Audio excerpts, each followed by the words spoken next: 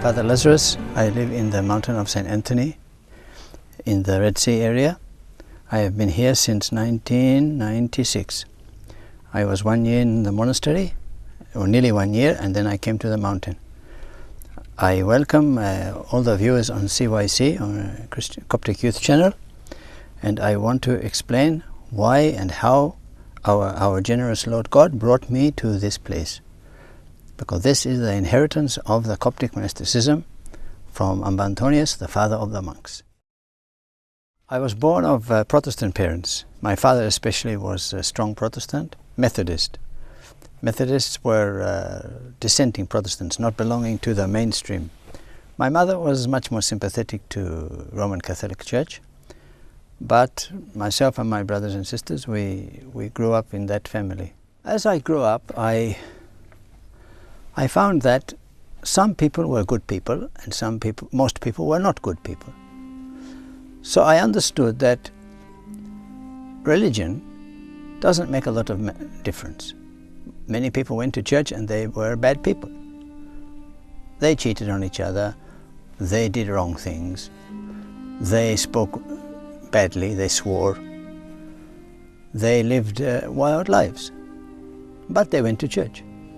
They said they were believers. I saw other people who never went to church, who were kind and generous and gave of love. So I had no way in my experience to connect faith in a religion with personal behavior. And this to me made it seem hollow. If I want to go to a church for the sake of the name, okay. But for the sake of love, for the sake of truth, I didn't find it in my experience. So this is why I came to regard religion as hypocrisy. Then my reading reinforced this.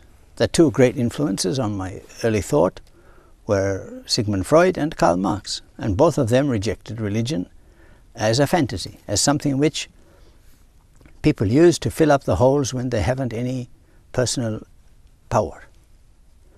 So they say, okay, God is powerful. So what they haven't got in themselves, they say we can get it from God. And Marx and Freud said that this is a failure of humanity. This is the failure of people to rise up to their full potential. And I believed that. So I grew up believing that religion was just like a medicine when you are sick of yourself. I heard about miracles, of course, but I regarded the laws of nature as inviolable. The laws of nature have to be respected.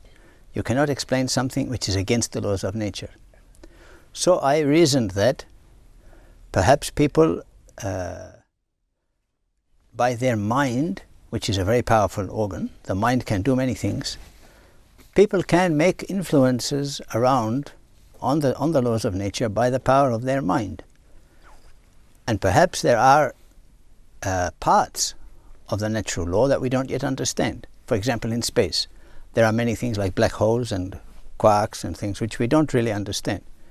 After Einstein, we understand more, but we still don't understand everything. Even Stephen Hawking, he doesn't understand everything. So I used to explain it by saying that our partial knowledge of the laws of nature leaves some room for doubt, and our minds themselves can work very great influences on our perception, so that we see things in a different way.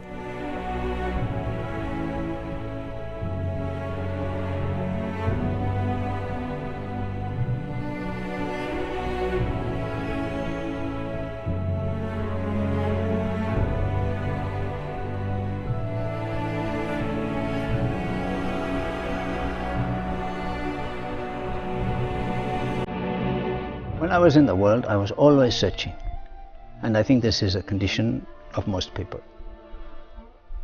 Either people are searching for material wealth because they think it will bring peace, or they start searching directly for inner peace through any means, any method. Even Eastern religions, far away from their Western inheritance, through meditations which they have learned from somewhere, anywhere, through all kinds of intoxicants, through drug-related, drug-assisted states of elation.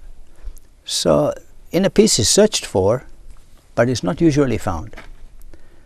Perhaps if you have love, human love, which is perfect, it will give you the gift of peace. But how do you find a perfect love? I certainly didn't. So I searched for inner peace, but I didn't find it by any of the avenues which usually are taken to arrive at it. And I was still believing in it and still searching for it. And this, I think, is a condition of most Western people. They have an idea, like a mirage of inner peace in front of them, and they search for it, and they move toward it, but every time they move toward it, it seems further away. And I was in that state. Yes, I did, like most of my contemporaries, I did ask all these questions. I found that I must take the answers from those who have gone before me. So I started to read, and I came to what I thought was a reasonable position. I took my history from Marx, I took my psychology from Freud, and I took my poetry from the English Romantics, from Byron and Shelley and Keats.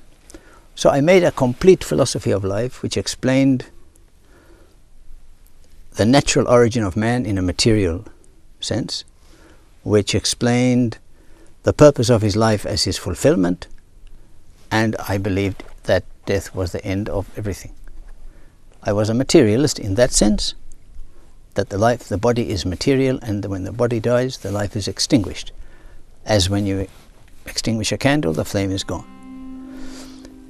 After death, I didn't believe in anything. I thought that it is the end. Death ends it all. And when the body is in the coffin, I used to work in hospitals during my summer vacations from the university. And many times it was my job to carry the patients who had died during the night down to the morgue.